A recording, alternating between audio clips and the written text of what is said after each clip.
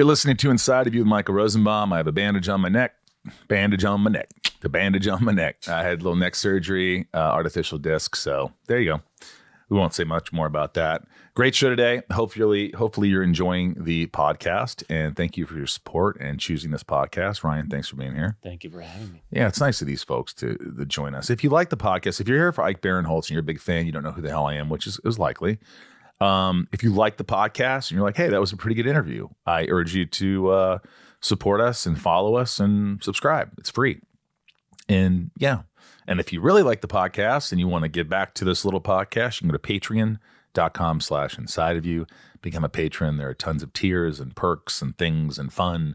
So you get your name shouted out. You get gifts from me, notes, blah, blah, blah. I love my patrons, and I couldn't do this show without them. I couldn't freaking do it. So thank you for listening. And just want you to know my book, The Talented Farter, is available on Amazon. And you can go to my Instagram at the Michael Rosenbaum to my link tree, and you can see Cameo, and you can see the Inside of You online store with cool merch like Lexmas scripts and a bunch of other stuff. And Puppy Fresh Breath, Rosie's Puppy Fresh Breath, Ryan. You know that. You just put a cap full in your dog's water, and it's odorless, tasteless, and your dog's breath is better. And I use it every day with my dog. And also on the link tree, you'll see The Talented Farter. So get the book, please. It's a great stocking stuffer. Great for the holidays, great for gift, for kids, for adults. It's funny. It's a sound book. It's a fart book. And they're really my farts. All of them are my farts. Aren't you really just happy right now? I am. I'm very happy. It's the holidays, Ryan. It is the holidays. I mean, Thanksgiving is here. It's hard to believe. Well, Thanksgiving is come and gone. Oh, yeah, that Thanksgiving. What can you do about it? Yeah, this will air right after Thanksgiving. Yeah. But wow, it was a great time, wasn't it? It was a great time. It was a super time this Thanksgiving. I hope you guys are all, being good to yourselves and taking time. I know it's stressful and stuff. I'm so stressed lately because I had the surgery and, I'm doing my first interview later today. And, and I just try to take a deep breath and go, hey, just do what you can. Do your best. And, people understand, and that's what I'm saying to you. So if, you're having a tough day, have a tough day. There's always tomorrow. Ryan, you having a tough day? No, but we talked about like the malaise of the end of the year. Yeah, the holidays. We've kind of got the holidays post or just end of the year blues. Yeah. But let's pick it up, man. Yeah. Because we got a great interview today. Ike Barinholtz. If you don't know him, hilarious. This guy is so funny and so talented. He is going to put a smile on your face, guaranteed. So let's just get into it. Let's get inside of the great Ike Barinholtz. It's my point of view. You're listening to Inside of You with Michael Rosenbaum.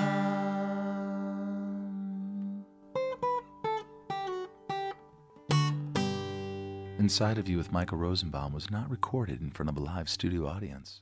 Welcome to the Fordcast. This is where we talk about all things Ford. Francis Ford Coppola. Ford cars. Harrison Ford. Harrison Ford. That's about it. Fordham University. We do talk about Fordham University. Fording.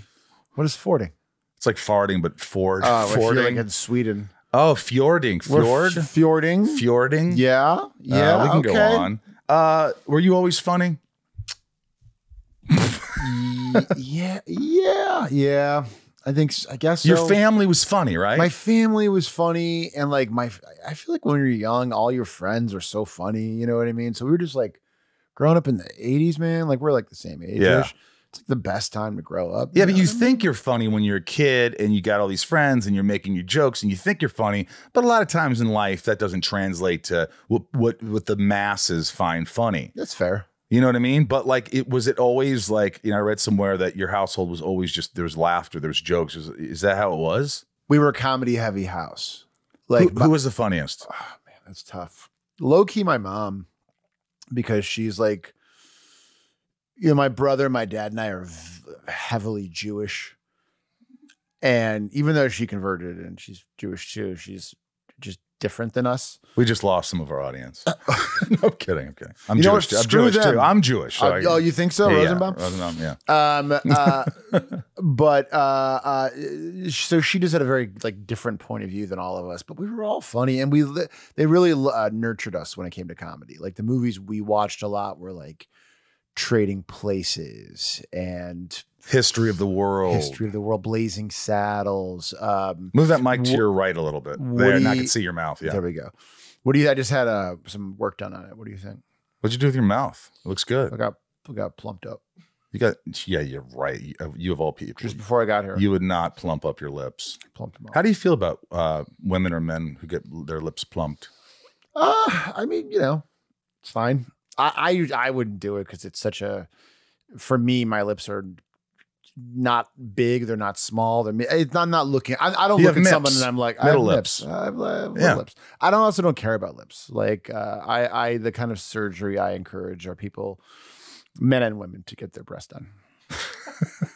I don't discriminate about that. As long as they're soft. As long as I'm seeing some humongous cans. That's all that matters to ladies you. and fellas. Ladies and fellas, he's not discriminating. Yeah, no. But your mom was funny. My mom was very funny. What was funny about her? Just like was she dry? Was she dry but gentilely sincere? In a way that we were just sarcastic urban Jews. She was like a country girl. Did they have country? She's a country girl. Did they have Southern accents? No. She was from like rural Ohio, and my dad grew up in Chicago, and we grew up in Chicago, and so. But she was funny, and they just let us watch funnies. We like SNL. We watched SNL every single Saturday. Watched SCTV. We watched. I loved SCTV. Oh God, I loved SCTV. There were some moments. Oh my God. I just did a TV show with Catherine O'Hara. Speaking of SCTV. Was she fun to work with? No. She's like incredible. Like just so funny and so cool. And was that intimidating? Do you get intimidated? I normally don't, but with her that first day or two, I was a little nervous just because I just would hate to live in a world where Catherine O'Hara doesn't like me. Yeah, I know. Maybe we do. We want people to like us. We want people to like us. That's our whole deal. But were your parents sort of like inspirational for your comedy? Were they yes. unconditionally loving you as a child? Were they saying, do what you want to do? Yeah. Yes to all that. I mean, they were very tolerant of me like neglecting my studies and doing bad in school, and they let me like watch, like I said, whatever I wanted, basically. R-rated film. Oh hell yeah, dog, man! I remember being like 8 and being like, damn, Jamie Lee Curtis, titties. I remember thinking that. You remember thinking that in those words? Do you know I still do that? Like we have a horror movie group. And we'll be watching. I go, oh my God, look at those boobs.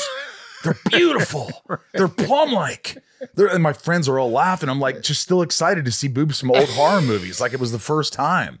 It just gives me a chance to feel like a kid again. My friend Stacey, when we were in 4th grade, she had a sleepover birthday party. Yeah, it was a sleepover. And her parents said they were gonna show us an R-rated film, and it was Revenge of the Nerds. Oh, man. And there were a couple of kids whose parents said no. Probably like they're like probably like scientists and doctors today. Yeah. But I remember going, and you see Bush in the movie. He says it. He says, "We have Bush. We got Bush. We have Bush." And yes. So I just like remember like that's a moment where my brain got like rewired or wired. Yeah, I guess so. I mean, did you struggle at all as a kid with like, were you popular? Were you picked on? Were you nervous? Were you anxious? I wasn't a super anxious kid. I probably grew up privileged, not rich by any real means, but just rich in love. And I had such good friends, you know? I got bullied. Like every kid gets bullied in 1980s. You know what I mean? Like we got bullied pretty hard. It's much worse now because it's like, you know, it's on social media and stuff. Yeah. But like I definitely remember this guy one time like hawking a loogie in my face. He spit a loogie in your face. Yeah, this was 2 days ago. I was at the Grove. I was with my family. It was really messed up. He did it in front of my kids. No. But I remember this kid when I was in like 5th grade hawking a loogie in my face, and I was really bummed. But other than that, no, it was a pretty like lovely way to grow up, especially going into high school, where like most of my friends now are my friends from high school, and they're all like nice. Really, you're still friends with all your friends from high school? Yeah. Like close. Like my partner, my business partner, my writing partner is like my best friend of like 30 5 years, if not more, which is wild. Wow. So you as a child or you growing up with your friends, you really did see like, hey, we think what we're doing is funny. We're just going to do this. Yeah. I mean, kind of him and I literally like, we wrote like, his name's Dave Stassen, by the way. Yeah.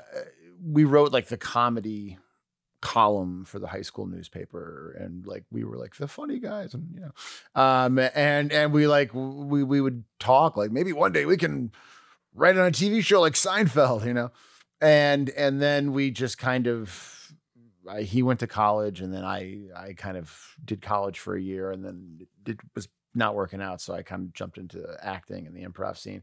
But then like 4 years later, we kind of came back together and moved to LA together. And how old were you when you did that?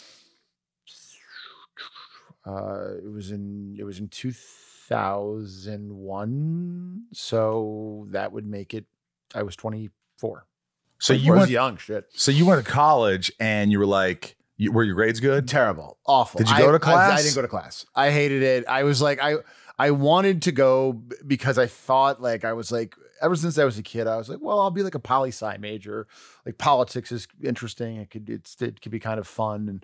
And so, but I loved movies. I loved TV shows. And then when I got to college, I think I realized like, I don't give fuck, I'm not running for office. You know what I mean? I never smoked weed before. So I started smoking like a ton of weed, and a ton of mushrooms and stuff.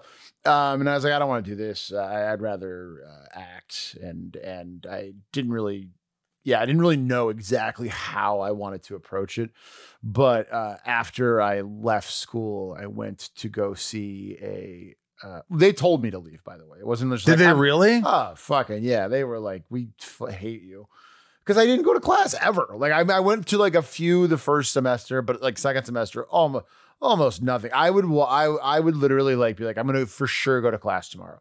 Like no matter what, I like pack my bag. Like classes at 9. I got to wake up. I'm going to shower, grab coffee, blah, blah. And then I would like wake up and like watch 2001, A Space Odyssey, like twice in a row. My friend Roger in college, like we had the same class. We lived together. And he goes, hey, man, you going to class tomorrow? I'm like, yeah. He's like, all right, wake me up after you wake up. It's like, all right. So I wake up and I go, Roger, yeah. Hey, I'm up. He goes, you taking a shower? I'm like, yeah. Wake me up after the shower. A shower. Roger, I'm out of the shower. All right.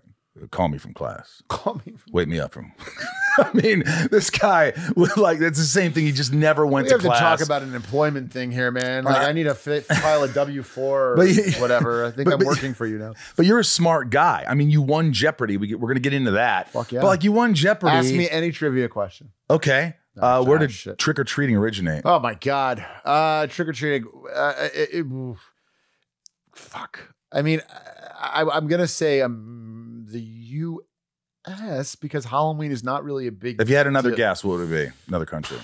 Germany. Ireland. Yeah. Oh yeah. When it comes from when the harvest would come in and the kids would come in, they would say trick or treat, and we would give them a pint of whiskey. That's how it started. That's how it started. That's amazing. What is the origin of it, though? Just so I know. I don't know. I just know it originated. Ireland, okay. Am I right? Is it Ireland? You have to look that up. We'll look it up. You said ask you anything. All right. Name all 4 presidents that were assassinated. Lincoln, Garfield, McKinley, and Kennedy, and almost Trump. Yes. Jesus fucking Christ. But 4, you're right. Nobody, see, you're good. You're good at trivia. I'm good at trivia. But you only went to 1 year of college. I know. Where did you just become worldly by just living and watching and breathing? I mean, a little bit. I read a lot. I would read we had like, listen, before Wikipedia, there was something called the encyclopedia. I remember that, the Britannica. Yeah, we think we had World Book, but my parents got the encyclopedia, World Book Encyclopedia, and I would read it constantly. Like I would just be curious about certain things. Oh, I'm curious about the French Revolution. Wow, that sounds crazy. So then maybe I would go to a library. I would read a book. So you didn't need school. You were doing it on your own. You were learning on your own. I was like friggin' Will Hunting. He did improv. But were your parents like upset about it? Like when you bailed out of school? Oh my God. They were so mad. They were like the most supportive, lovely people. Like I said, when I did bad, they were still like, "Oh, we love you." You're so. But like when I got kicked out of school, I hadn't told them. I didn't tell them it was going bad. And in fact, I told them the opposite. I was like, it's going pretty good. You know what I mean? Because I didn't want to like fucking stress them out. You know what I mean? My point is like, they're going to be stressed at some point. Why stress them out now and later when it's imminent that I'm not going? Because you ease into it. Yeah, that's, you know, that's it's like true. You'd say, That's true. if someone dies, instead of saying, Yeah. hey, look, they passed away. Yeah. You don't say, well, they're kind of sick right now. And then the next week you say, See, that is something I would do. they're getting really sick. Like, I'm not sure, like this, I don't know. Yeah, I mean, that's a good point. That's a good point. I probably should have done that. They died. Listen, they died. Like 3 years later, like, how are they feeling? They're like, they're still sick. We thought they were better, but... Inside of You is brought to you by Masterclass. This is awesome. Masterclass, listen to this, guys, is the only streaming platform where you can learn and grow with over 200 plus of the world's best. And that's why Wirecutter calls it an invaluable gift. Imagine that you could craft a stand-up set with Judd Apatow, who's king of comedy, overcome fears, do improv with Amy Poehler, turn passion into achievements with cultural icon Martha Stewart. You're not just going to school to learn things. You're learning from the people that are already successful. That's amazing. And the classes really make a difference. 88% of members. Wow. It's a lot. 88% feel that Masterclass made a positive impact on their lives. And you know what, Ryan? There's no risk. Every new membership comes with a 30-day money-back guarantee. This is the perfect gift. This is what I've been dreaming of. Masterclass. What have you done? I really love this. And look, if you're struggling with gift ideas, just picture the celebrity your loved one wished they could hang out with. Like, I mean, Martha Stewart's an icon. Come on. And this is what makes Masterclass such a perfect gift. Don't just give your loved ones something they want. Give them something they want to be. With Masterclass, they can finally become a better cook, writer, entrepreneur, or artist like they've always wanted. That's the gift of Masterclass. Masterclass always has great offers during the holidays, sometimes up to as much as 50% off. Head over to masterclass.com/inside for the current offer. That's up to 50% off at masterclass.com/inside. Masterclass.com/inside. I'm excited. Inside of You is brought to you by Rocket Money. We've talked about Rocket Money so many times in the show, and it saves so many people so much money, and it's just so brilliant. I can't believe I didn't think of it. Maybe that's why it's so brilliant, because Because you didn't think of it. I didn't think of it. But Rocket Money is a personal finance app that helps find and cancel your unwanted subscriptions, monitors your spending, and helps lower your bills so you can grow your savings. The subscriptions that you forget that you have is so important to saving money, and you forget about them. And, there's a streamer that you watch one show and you forget about it, and then you're paying $100 because you forgot to pay because you forgot that you had it. And, that's where Rocket Money comes in. They could also cancel subscriptions for you that would otherwise be time-consuming or confusing to cancel. See all of your subscriptions in one place and know exactly where your money is going.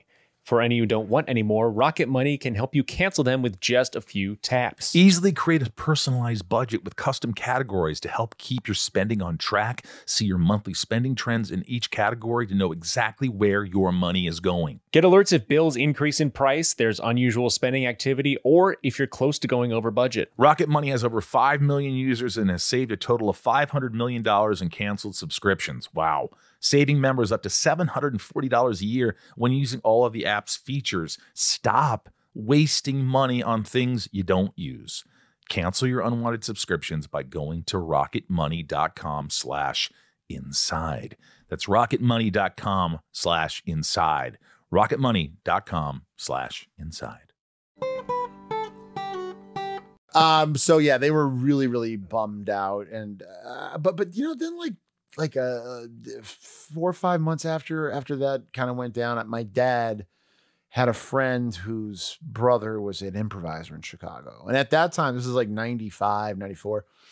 At that time, improv was really exploding in Chicago. You were having like people really start to figure out Second City, Improv Olympic, Annoyance Theater, all these sort of like really cool places. And so he took me to go see the Improv Olympics,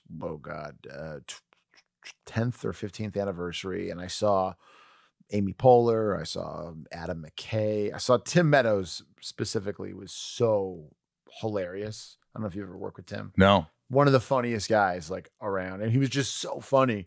I was like, oh, I could maybe, I see what they're doing. They're kind of just making shit up. You thought in your mind when you're watching this, I could fit in. Yes. Yeah. I didn't know if I could be good at it but it just, I was just like, this is so funny and it feels accessible as opposed to watching like the Chicago Bulls and being like, I can fucking do that. Was it harder when you started doing it after you saw that obviously you were inspired and was it way harder than you thought it would be? Yeah, you thought it was you just get on stage and do it. Yeah. And I started seeing so many shows. And again, you were seeing such good people. You were seeing like, oh my God, Amy Poehler, Tina Fey, Rachel Dratch, like just all these amazing people. And the first, like you sign up for classes and then, you know, after you've done classes long enough, they let you do a show. And I remember like that first show, I was like invited my parents and a bunch of my friends because they all were still living in Chicago. And it was fucking terrible. You were bad. Oh, I was bad. The show was bad. And as we know, like when improv is really bad, it's really awkward to watch. Yeah. When it's great, it's like magic. When you're watching like good people improvise and it's just funny. You're just laughing.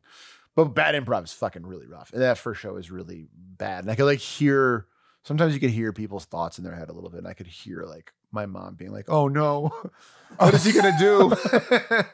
But then after a while, you know, you just do it more. And then once you crap out and you see that you did bad and nothing happened, then you kind of, I think, have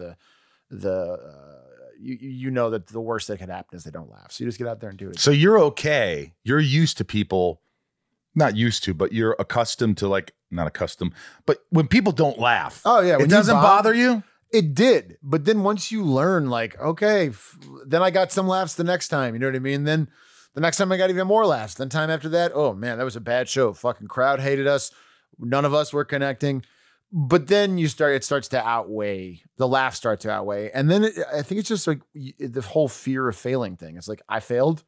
It's fine. I'm still here. You know what I mean? So I'm not as afraid. So it gives you, I think, the courage to get out there and do more and kind of just have more swag out there. I think it's harder now to feel like that with cameras everywhere. Oh, God. And you're on Instagram. Oh, and look, yeah. I still think it's important to fail and learning how to fail. But oh my God, back when we were growing up, it's like no one really talked about it for that long. And also too, not only just failing, but like a lot of times, you know, performers, when they feel like they're failing, they'll start to go really blue. They'll start to get really dirty. You know what I mean? Like whether you're a stand-up or improviser, you start to just swear a lot. Did you do that? Oh God, so bad. Well, and fuck you. Oh, fuck this shit. But like that is really bad when you're like going blue and saying like things to try to be shocking and shit, and it's still not getting a laugh. No. That's rough. If they're not with you, no, they're not gonna be with you. I was to say, like, fucking glad there weren't cameras around back then because people were fucking saying crazy shit like to try to get a laugh shit. and not getting laughs, which is just like, oh God, you suck. Well, when did you realize, okay, man, I'm funny. I got this now. I know what I'm doing. You know, there was this famous guy who's passed away named Del Close. I don't know if you ever heard Del Close. He was like, you know, famous Chicago figure. He was like a big improv progenitor. You know what I mean? He was kind of one of the grandfathers. Didn't he do like work like Farley and all those? Oh yeah. Farley, Bill yeah. Murray, all those guys. Or directed Second City, was an actor and a bunch of things like Ferris Bueller and Untouchables, yada, yada. He was like the guru of Chicago improv scene. And once you get to level 5, he used to take his class. And he just, for some reason, took a liking to this particular class that we were all in. And so we started doing a show. Who was in the class? Anybody I know?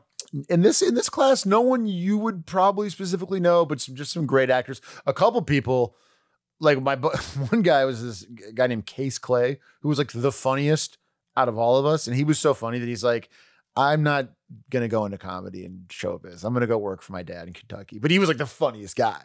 Could he still do it? Oh yeah. At this age, If he wanted have you ever to, tried to contact Clay? Oh, we talk all the time. Why don't you say, Clay, just do a part? He probably. I don't know if he want. I don't even know if he wants to. Maybe.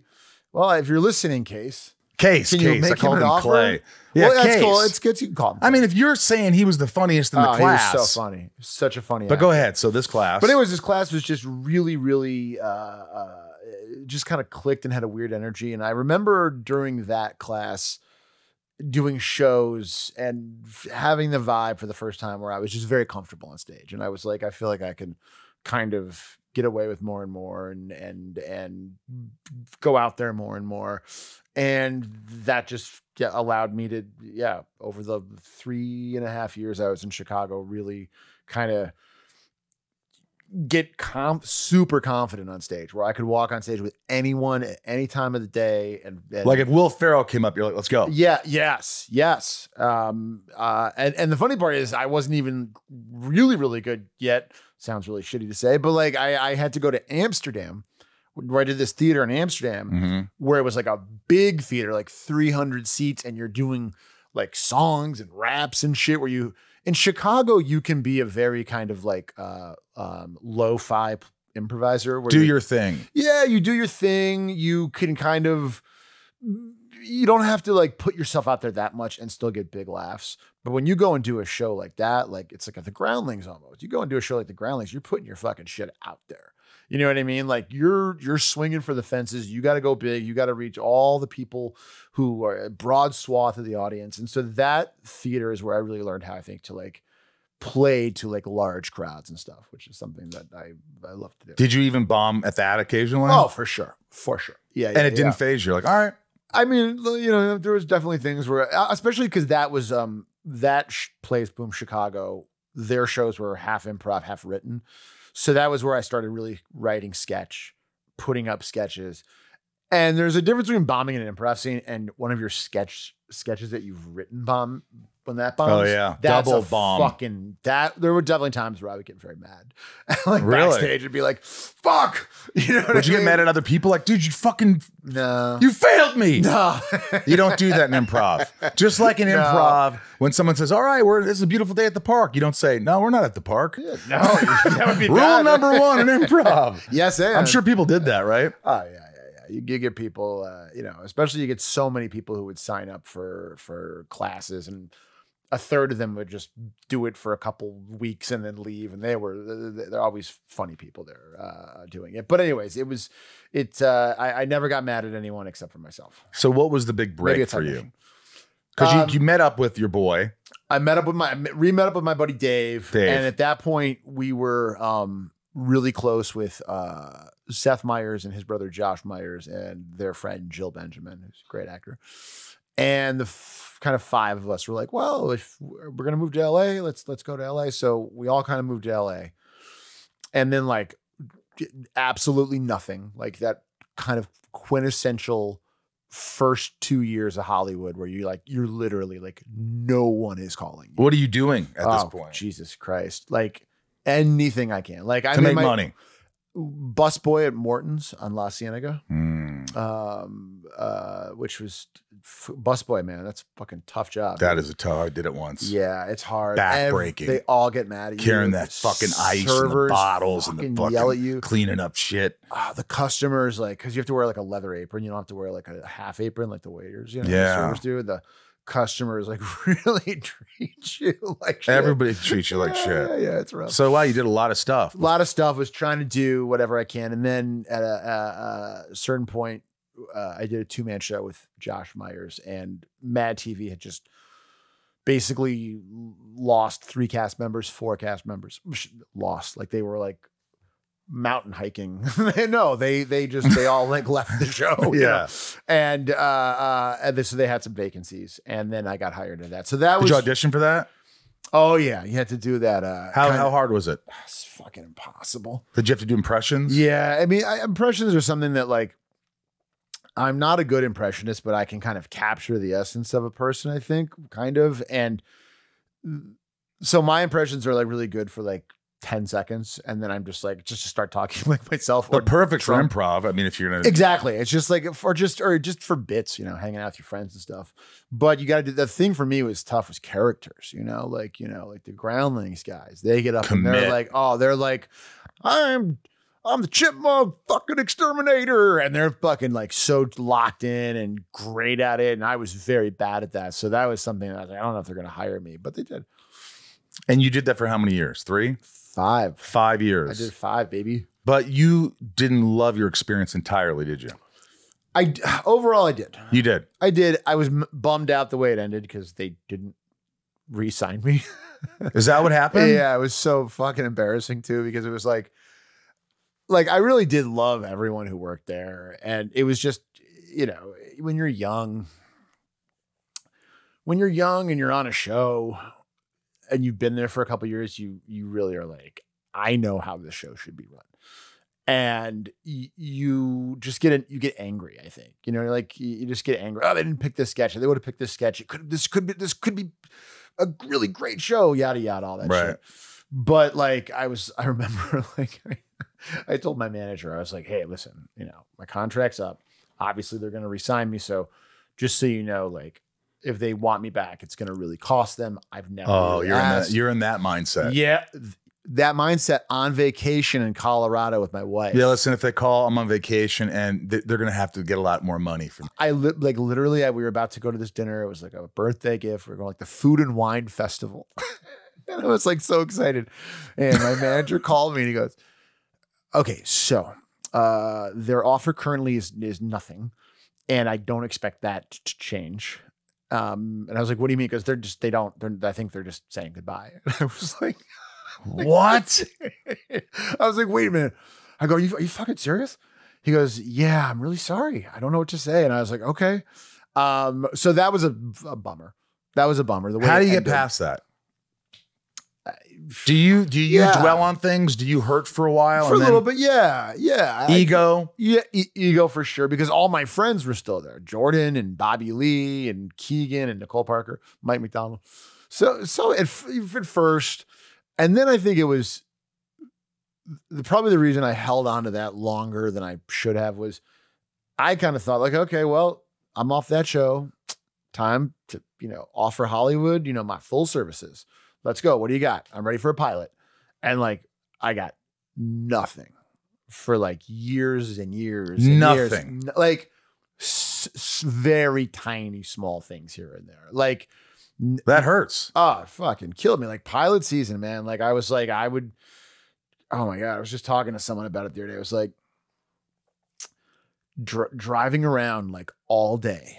You know what I mean? Driving to like Burbank in the morning for like a CBS pilot, and then driving in the afternoon to the West Side, and then going to Sunset Gower at like 4 with different clothes in your car to change. I was just like, someone please fucking hire me. Yeah. And they just, no bites. And at that close, but at that point, you're worried that your agents are going to let you go.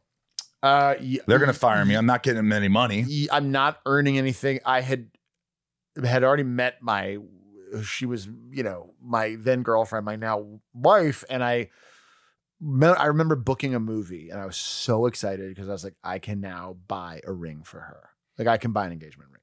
And like, it was shit like that. And, wow. And so it was like a really rough 3 years. So I think probably in my little weird mind, I was like, I've applied all the pain I've had those years to Mad TV. Jesus, What is this? Shrinking? What a breakthrough. This show is sponsored by BetterHelp. For some, wrapping up in a blanket with a mug of hot chocolate or watching a movie with family is the best way to spend the month of December. However you spend the holidays, we want you to remember to take some time for you this holiday season and find some comfort. Therapy is a great way to bring yourself some comfort that never goes away, even when the seasons change. Therapy from BetterHelp is helpful for learning positive coping skills and how to set boundaries. It empowers you to be the best version of yourself. And it isn't just for those who've experienced major trauma. If you're thinking of starting therapy, give BetterHelp a try. It's entirely online. Designed to be convenient, flexible, and suited to your schedule. Just fill out a brief questionnaire and get matched with a licensed therapist and switch therapists anytime for no additional charge. I think some people freak out like, what if I don't like my therapist? What do I do? You just change them. It's that easy. You don't have to get all weird about it. Find comfort this December with BetterHelp. Visit betterhelp.com/inside today to get 10% off your first month. That's BetterHelp, HELP.com/inside. Who was the one who made you laugh the most on MadTV? I mean, you love them all. Let's say that. Yes. But who's the one that could always get you? Definitely. I mean, again, there's a lot of people you could say. Sure. Jordan Peele, I think, is like one of the funniest people ever and was such an underrated sketch actor. I know it sounds crazy because Key and Peele was such a huge show. Yeah. But I think now just he's a director and he's making movies. People like fucking forget, but like he's in my like all-time top 5 sketch actors ever. So funny. Wow. Holy shit, is he funny. Yeah. He is. Oh my his God. career. Oh my it's a God. shame. Yeah, I know. It sucks. Listen. Does it's he a still bummer. ever throw you a bone? He offered me the Daniel Kaluuya part and nope. And Yeah, you just weren't right for it. I know I was right for Oh, it. I you passed. passed. I didn't like it. Yeah. I was like, I don't want to do it. And we went back and forth with him begging me. And finally I was like, Jordan, I love you. But nope. But nope. But just like your movie. Nope. Nope. Anyways, Daniel was brilliant in it, and I'm happy for him. Yeah. You don't even really have to laugh. You can just continue. Oh my God. That's amazing. But how did you, so this happened, you're devastated. Yeah. You're at the winery with your friends. You have no job. Yeah. When did you start going, I'm going to start writing stuff. I'm going to get, because you were already writing sketch comedy Yep. and all this stuff. Yep, You're already yep. doing that. Yep. But when did you get noticed? When was the thing that really like, boom? So my partner, he left to go work for, Pardon the Interruption, Yep. one of the greatest shows of all time. He Yep. lived in DC for a couple of years and worked on that show. And I think as, a year and a half into me being like, what the fuck is going on here? He was ready to come back because I was like, hey man, I'm ready to like write full time now because no one wants my services as an actor. So he came back out and we really just kind of committed to writing, which, at first was just like, our day will be structured thus. We will spend an hour and a half talking about an idea for what would be the shittiest movie ever.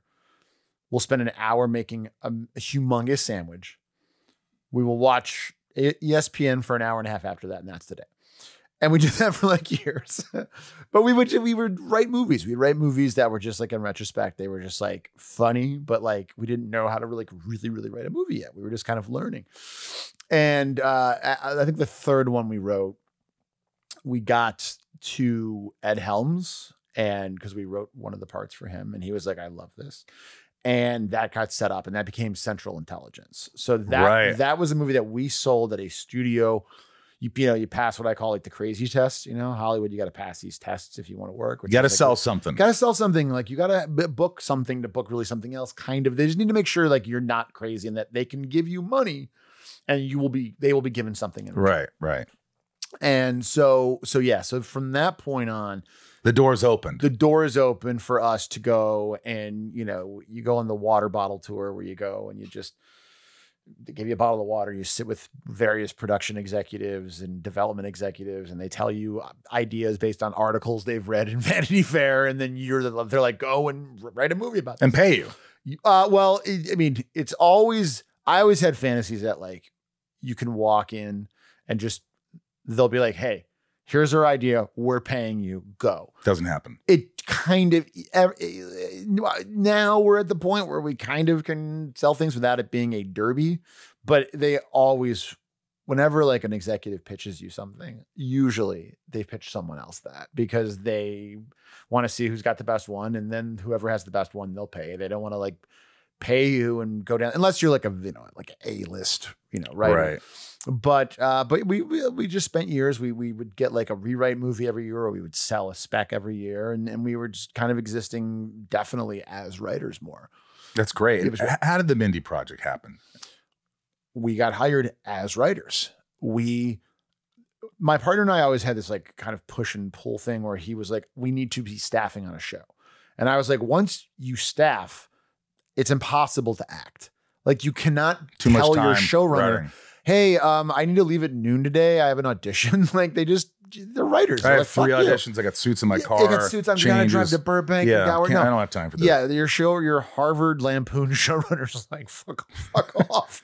So I was like, I don't know if I'm 100% ready to give up acting, because after we had sold things, I had started doing some acting here and there. I got cast on Eastbound and Down. Danny McBride. I know. I was so close to getting cast. I tested with him. It was between me and Ken Marino. And Ken Marino got it. You would have killed that part. But it was great. It was a great opportunity. Danny came up to me after. Goes, dude, we loved you. We loved your tape. And it just meant the world to me, because I think he's and he started improvising with me, and I hung. It was great. Yeah, I felt like I think he's one of the funniest people on the planet. Oh my God. Him and Kristen Wiig to me are like the two funniest. Yeah. I mean, he is, and I loved that show. And so the point is, I was like, I want to act a little too still. You know what I mean? And our agent was like, hey, Mindy Kaling, she left the office. She's doing her own show. They're staffing. I think you guys could be right for this. Ike, maybe there's like a part you could act on because she likes you as an actor. Yeah. She was complimentary to Eastbound and Down. So we saw her pilot. We loved it. We met with her, and we just, I think she's one of the funniest people on the planet. Mm-hmm. And we just really got along with her right away. And like 2 weeks later, we were sitting in the writer's room with her, and she said to me, she's like, I want to write a part for you, or we'll figure out a part for you. And I thought it was going to be like, I always say, like, it was going to be like the masturbating janitor. You know what I mean? I was going to say janitor. Yeah. Like I'm the orderly who like keeps jacking off or something.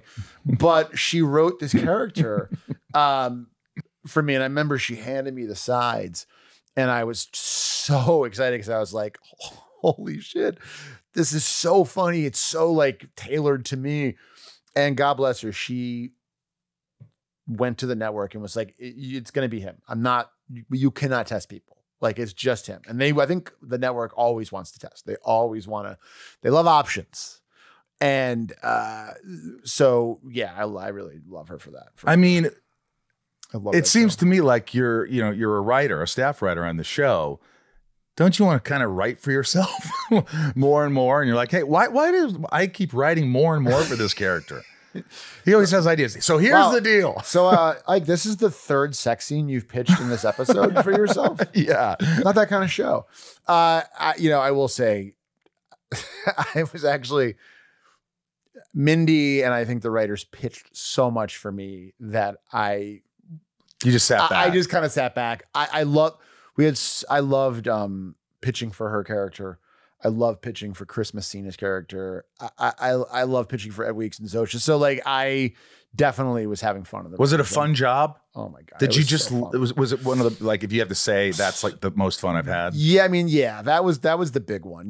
The first few years were very stressful, mostly because proving yourself. And also we got on the air on network TV right as streaming really started blowing up. And literally, like, if you look at them, the TV ratings like a year or two before us, even the year before us, and to what they all kind of started becoming, it was clear that like the network TV, the rating model was kind of going away. And but from our point of view, we were like, oh no, you know what I mean? Like, compared to like, Mindy would compare it to like The Office, which is just like, was a huge show at a time where there was no streaming really. So it was just the stress of being kind of caught in the network overnight Nielsen model as things are changing so much, just made it stressful. And how many seasons did you do? We did 6. So this time when you talked to your agent and said, hey, they got to offer me a lot more money to come back here, I'm an actor and a writer. Did you? I guess you negotiated both. I think we had a 6-year deal. I think we. Yeah, but everybody negotiates after the second season. I can't remember. You can't remember. I honestly, my partner gets really mad at me because like I truly like forget a lot of these details. Like I just don't. You're not a business guy. 0%. You don't really care. You care that you want to get paid. I want to make sure like I'm being paid fairly. Like that's my thing. And I will say, from what I remember, they were always incredibly generous with their payment. Especially because it was the first time I fucking got real TV money. Mad TV was late night money, dude. You know what I mean? Mad TV was bad TV money. I mean, they didn't pay anybody on that show, right? No. I mean, you maybe like, you know, if you were like there past like 7 to 8 years, maybe, but like it was standard late night contracts then. So it was fractional compared to what you would get on a network show. But after this, you started getting offers to do other things. They're like, he could handle this. He's after a staff, Mindy? Right? Yeah. That's what really broke the ice in 100%. Yeah. Because I think if you were able to work on a show pretty much from the beginning, and it's a show that has some level of success where, you know, you're doing 100+ episodes, I think that just shows people, you know, and also too, my partner and I were very comfortable on set. Like it's great to be in the room. I love the writer's room. It's fun. It's hilarious. But set, I think we were both good on set. I think Mindy thought we were both good on set because we're like amenable, fun, amenable guys from the Midwest who are not like, you're throwing stuff out. If a key grip asks us a question, we're not like, oh, you know what I mean? Right, you can take care of yourself. Yeah. So I was really grateful that she let us had that experience because I think that really helped us when we've gone on to run shows. You seem like the guy that's always, you'll try to help out a friend. You'll always try to throw a bone. Yeah. What do you need? You need some money? What do you need? No. Oh. But for instance, Ryan's girlfriend, Amanda. Oh, does she need some money? No, I don't have any. She auditioned for something, and I believe it was you who kind of pushed. She ended up not getting it, but she got so close, and it was because of you, right? Amanda Phillipson? Oh, my God. Yeah. Oh, my God. But like Ryan told me the story, and I thought that's so sweet. It was really nice. She was like, I love her. Ike was a champion. He championed me. I have been very lucky to have many people advocate for me for things over the years. I've had a lot of people that haven't. Yeah. But I've been lucky that people have and been really like kind to me. So, you know, but she's just also hilarious and funny. I've known her forever. So that was an easy one. Yeah. I had to work a lot with her on it. It was really fun for her to do. Oh, man. That's great. It was really Hoops. Netflix. Hoops. Oh, what's happening with that? Running Point. Oh, is that changed name? Change the name. Running Point. FKA Hoops. You know what that is? Formerly known as FKA. And you wrote this and executive produced with Mindy. And Dave Stassen. Who does everything with you. Yeah. So, he's the showrunner. Who came up with this idea? This is Mindy Kaling. She's a big basketball fan. And she met Jeannie Buss, who's one of my closest friends. Where you and I hung out. Where you and I met, yes. And she was just blown away by Jeannie, as one is. And she got her book and was like, oh, in Mindy's mind, she's like, oh, I can make this a funny basketball family behind the scenes show. And she called Dave and I, knowing that we're very, very big basketball fans. And we hadn't worked with her in like a few years since Mindy ended, but we've always been looking for something just because we love her so much. And we tried a few times to figure things out, but she's always so busy. So we were like, oh yeah, for sure. We're in. And it took a while. It took time. Like we were finishing up History of the World and Mel Brooks. My God. I mean, come on. And just a great guy. He's in the car. He's waiting for me. Yeah. I thought I saw him. Yeah. I cracked the window. He was having a nap. Yeah, and you're a navigator. Okay. He is wonderful. I mean, dream upon dream upon dream.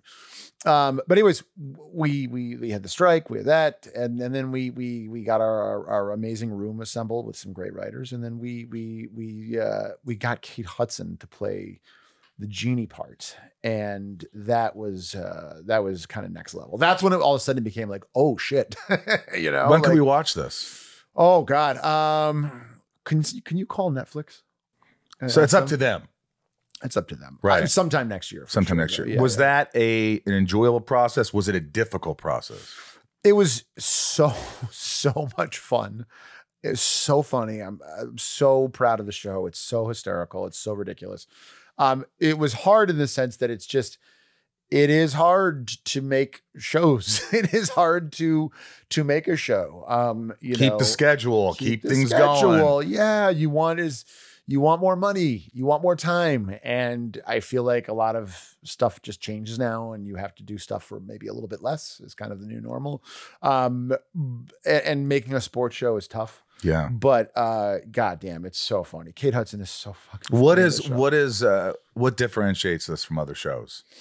It's about a basketball team, but it's about a family. It's about a family who has some pretty big issues, but they love each other. And it's just like, everyone's like, oh, is it winning time? And I'm like, no, I would tell you if it was winning time. Right. Which I really enjoy winning time, but winning time is all about like basketball and like the like drug addiction, and like it was like had a real hard edge to it. And this is family. This is family and just funny. We're just trying to make you laugh. We're not trying to it's just a hard comedy. And how many episodes? 10 episodes. 10 episodes. And that took probably from the inception to finishing, it probably took you 2.5, 3 years. Yeah.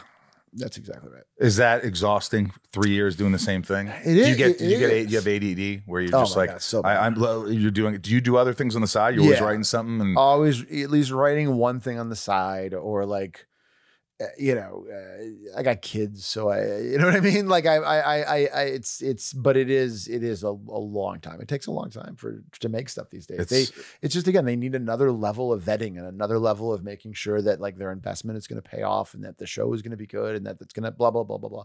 So it's just, it takes a long time to get it. Tedious, sticky fumblings in the back seats of cars.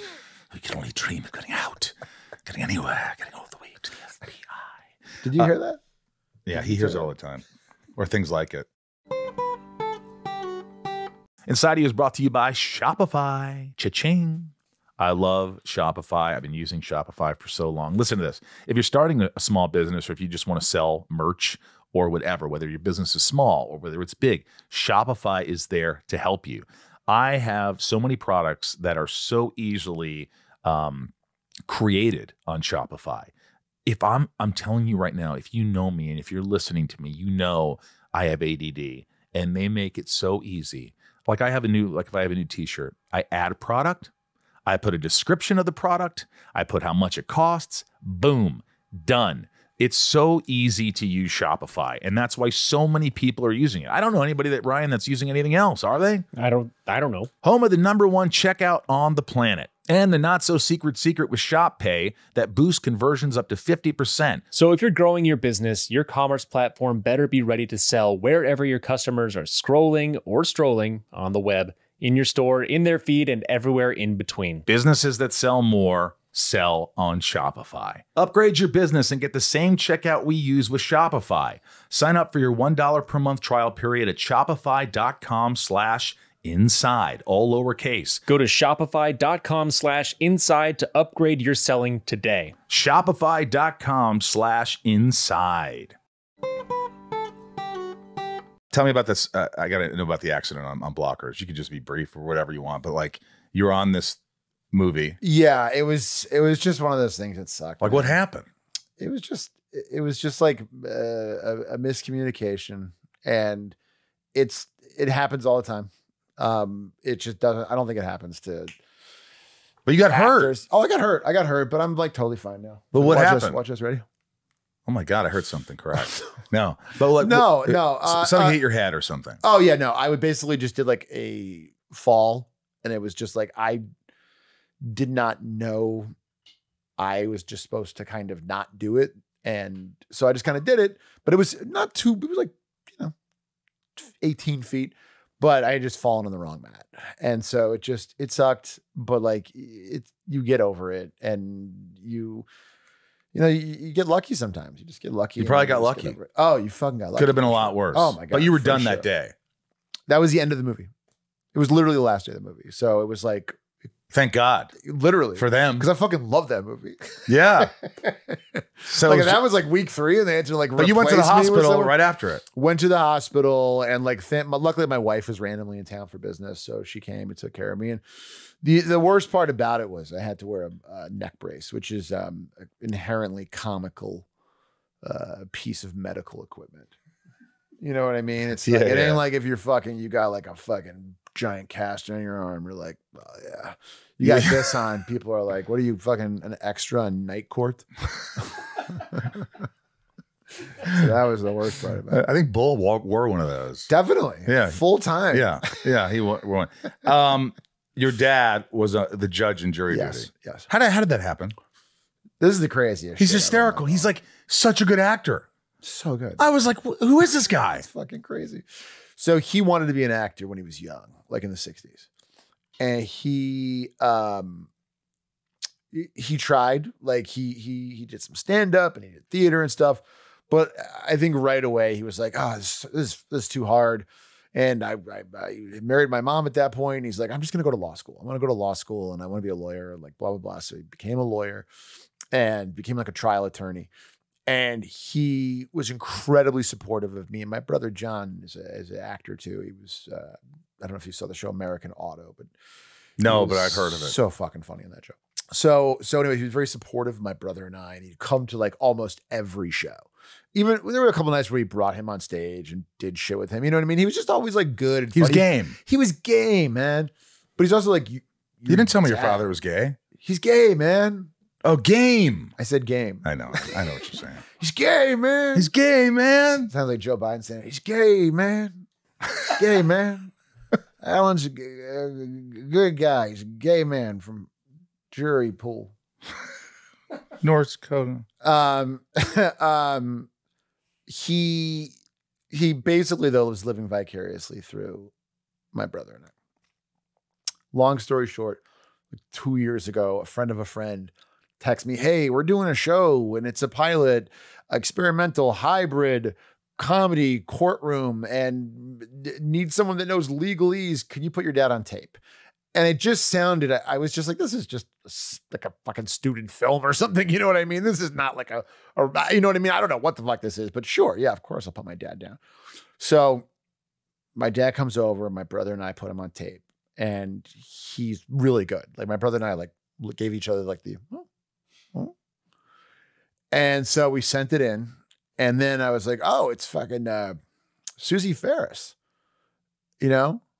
Susie Ferris cat. I was like, oh my God, that's okay. This might be a real thing.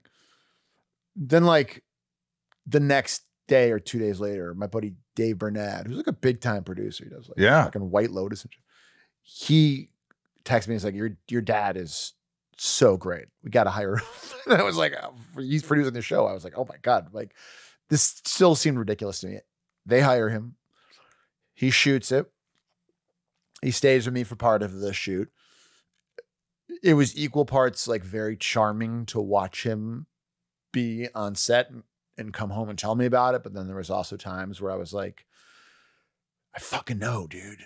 You know what I mean? Like he would be like, and then they did this, and then we were, you know who the real glue is the second AD. I'm like, I know, because they do the schedule while we're all on set with the first AD. Second AD is in a trailer doing the schedule. I know that. I fucking know. Yeah, and the guy who does the lighting, it looks like a courtroom. What's it it called? Like the gopher. I think it's the gaffer, Dad. Yep, that's it. That's it. This guy's great, and he knows you. Like so, but it was so charming and wonderful. And then I remember the night the show came out. He texted me. He's like, he's like, hey, we're gonna watch tonight. Blah blah. And we watched it, and I was like, the show is so funny. Like I knew the premise. Which that premise is risky. Like you get the wrong guy, you get the wrong team executing. They know it. Yeah. Fucking done. Done. And people hate you. Yeah. But like just everything kind of just laid perfectly, perfect circumstances, perfect guy. They handled it perfectly. So it was so good. And he was so great on it. And so were you blown away by how good he was? Blown away. Not surprised, like not shocked, but surprised, or not surprised, but you know what I mean? Like just like, what the fuck? And then the thing that really blew me away was the last episode when they gave him the the kind of wrap up spiel, the reveal, I was like, holy shit, they loved you. So did he have an earpiece and they're throwing shit at him? Yes. I don't know. No, I don't know. So probably for some of it.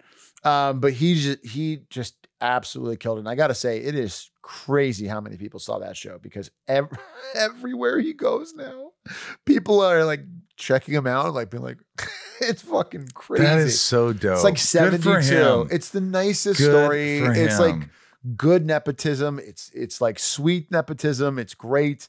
And he's just living his best life. You work with a lot of assholes in this business. Have you worked with some people that you're just like, I'll never work with them again? God damn it. You know, it's so funny. I was just talking the other day, not to drop names, but I was talking to Seth Rogen about this. And I've been so lucky. Like there is like,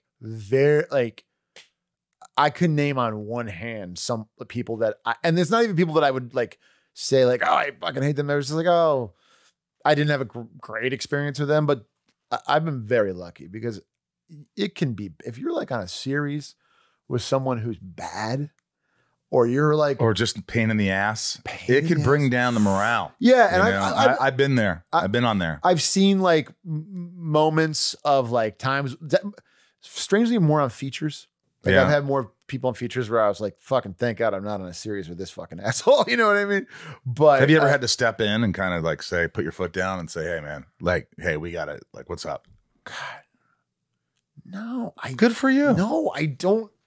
I'm lucky. I have not been in bad positions, really. Like, I've just been really blessed, I guess. # blessed. This is called Shit Talking with Ike Barinholtz. This is rapid fire. You're going to answer these questions fast if you want. Got it. Go to patreon.com/inside-of-you, become a patron and support the podcast. Come on. Here we go. Come on, do it, man. Just don't be a dick. Don't be a dick about it. Be a patron. Jeremy C., what would you be doing if you weren't an actor? Definitely something in the food world, like a chef or working in a restaurant for sure. Not a Jeopardy host? Oh, fuck. I mean, yeah, I would love that, but you know, they're booked. Super Sam, rapid fire. How'd you get involved in the history of the world? Part 2. And do you have any fun stories you could share? I cried laughing while watching it. Oh, fucking love you, dog. Nick Kroll called me and my partner Dave and said, do you want to do a history of the world Part 2 with me and Mel Brooks and Wanda Sykes? And it was the world's fastest. Yes. I'm trying to think of a funny story. Mel at the premiere showed up. No one thought he was going to come, but he came. And it was when it was like raining every day in LA for like 2 months, and it stopped raining that day. And Mel gets on stage and the audience goes crazy because they did not expect to see Mel Brooks. And he gets up there and he goes, I want you all to know that my car ride over here, I was listening to a man on the radio and I really took in what he said. And I want to share it with you right now. We're going to have scattered storms coming in tomorrow at noon because there's a low pressure front coming in from Canada. Everybody just died. The room just exploded. Oh, God. Rachel D., what's one of your fondest memories of working on the Mindy Project, if you could think of one? I think breaking with Mindy while we're acting, which I know people have hot takes about. Some people hate when actors break. You know what I mean? Because it can kind of seem jerk-offy and kind of like annoying. But like, her and I and Chris Messina and Zosha, like we would make each other break a lot. There's somewhere on YouTube, there's like a 12-minute clip of us just breaking. And like, if I'm ever like bummed out, like I would watch that because it's just, we're laughing at the absolute stupidest shit of all time. So I would say that and or the food trucks. Did you think that the whole Jeopardy thing, were you nervous about going on Jeopardy? Yes. Very. Why? Because you didn't want to appear to be stupid. I just didn't want to. I love Jeopardy. I've been watching it since I was a young boy.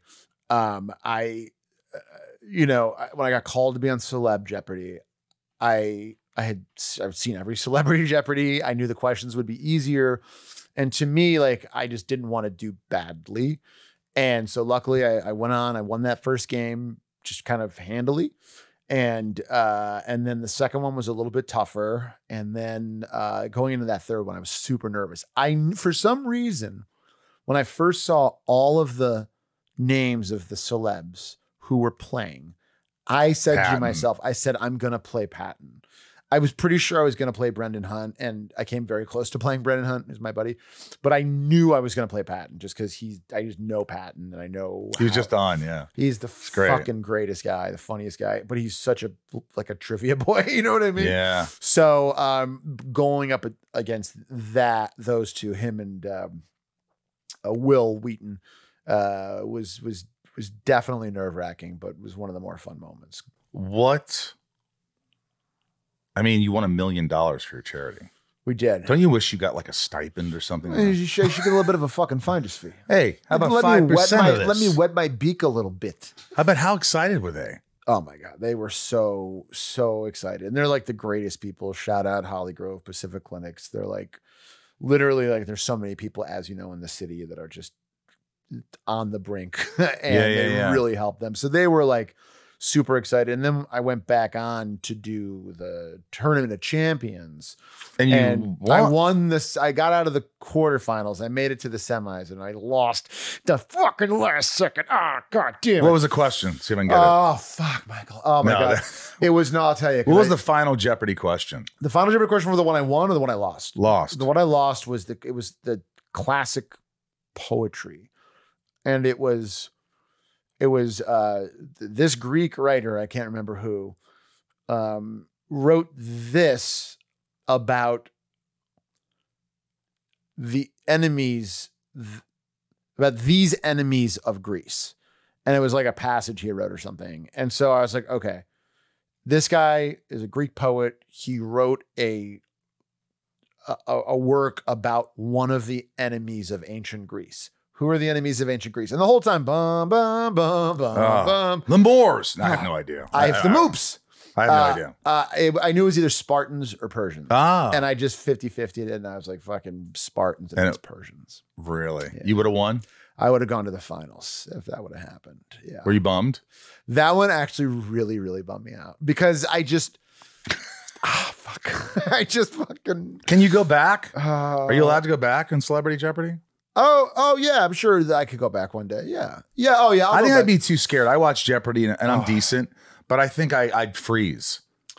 Do you freeze up there, or are you hyper focused? No, you. The best thing you could do is just watch Jeopardy. That's the best practice.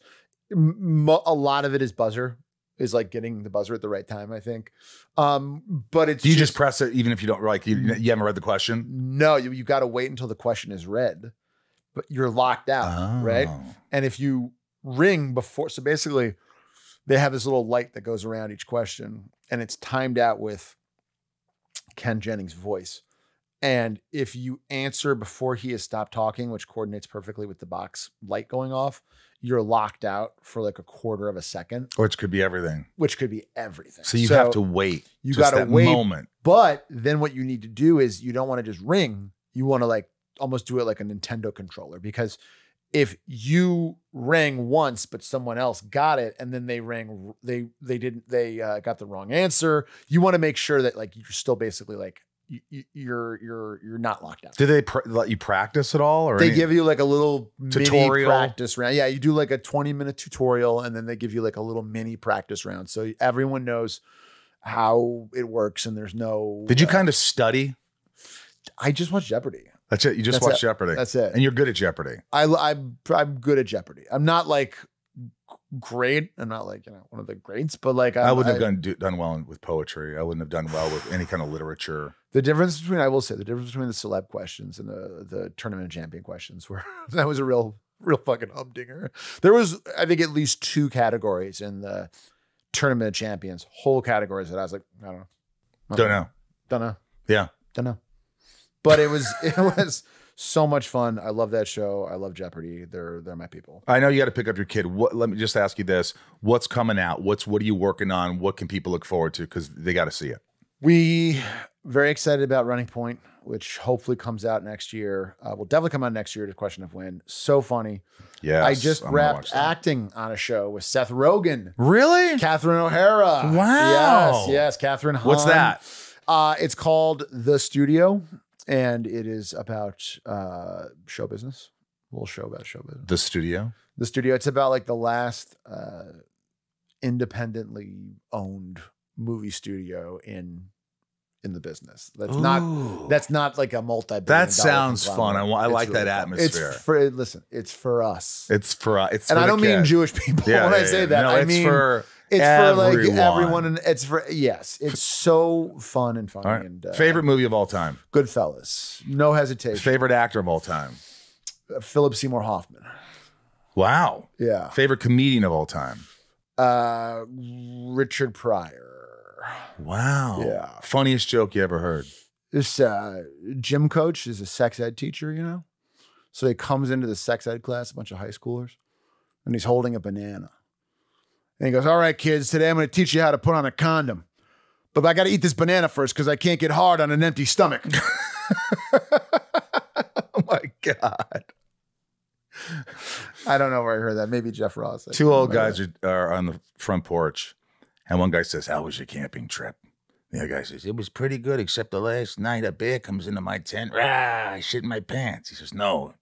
Look, if a bear came into my tent in the middle of the night and went, rah, I'd shit my pants too. He says, no, just a second ago when I went, rah, that's when I shit my pants. Ike Barinholtz, you are a gifted man. Bro, You're a genuine man. I appreciate you coming on the podcast. I wish you the best of luck with everything. Bro. Always look for this guy. He's a gem, and he's incredibly funny, and I wish you the best. Thank you for having me to your incredible home. Thanks, is wonderful. It has been. Subscribe to the Patreon. Thank you. What the fuck? Patreon.com/inside of you. Ike, thanks for coming on the podcast, man. That was a blast. He's so funny. So funny. He's so funny. Just some people just are naturally funny. He's got it. Yeah. He's got it. He's got it. But thank you everybody for listening. And again, if you enjoyed the podcast, please subscribe and join Patreon, patreon.com/inside. I'm about to read the top tiers of my patron friends, my family. Here they are. So join patreon.com/inside if you want to support this show and keep it going. So a lot of people are helping, like these. Let's do it. Nancy D, Little Lisa, Yukiko, Brian H, Niko P, Rob I, Jason W, Sophie M, Raj C, Jennifer N, Stacey L, Jamal F, Janelle B, Mike Eldanzsupremo. Is it not Rob L? Is it Rob L? Rob L. How are you, Rob L?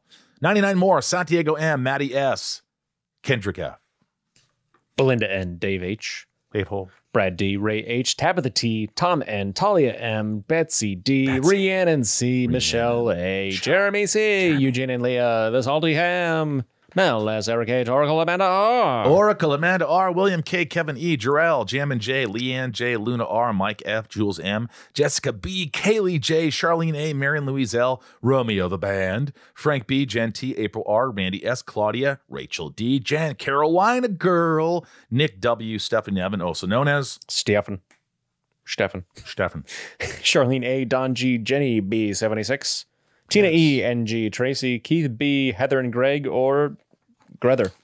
That's correct. Correct. L-E-K, Elizabeth L, Ben B, Jammin. Yes. Pierre C. Sultan. Ingrid C. Christina S. Brandon C. Murphy C. Mrs. Lex Luthor. Dave T. Dave L. David L. You guys are awesome. Thank you for supporting me and Ryan and the show. And it goes a long way. Trust me, it goes a very long way. From the Hollywood Hills in Hollywood, California, I am Michael Rosenbaum. I'm Ryan Tays. I'm here too. We're going to see you guys soon. We're going to see you, there's so many episodes you could listen to until next week when there's another episode. We've got some great episodes coming up, so stick around. And thanks for all the love, and be good to yourself. I'm Michael Rosenbaum. You already said you're Ryan Tays. Yeah. The camera. We'll see you later. Please be good to yourself. See you.